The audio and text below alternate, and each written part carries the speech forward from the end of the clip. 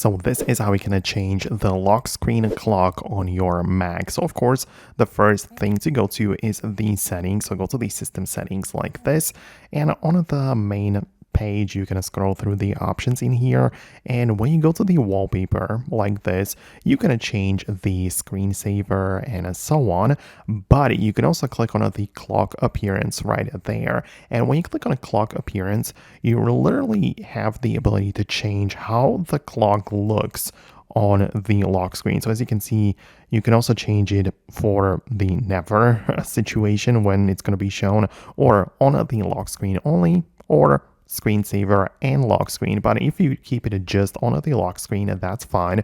But below you can change the font, right? You get a little preview there how it's gonna look. So as you can see, you can make it look thinner, larger, and so on, and also change the font. So you have like 6 fonts which you can pick between, and most of them have also the weight slider, meaning that you choose essentially the thickness of how it's gonna look. So that's how you can do this.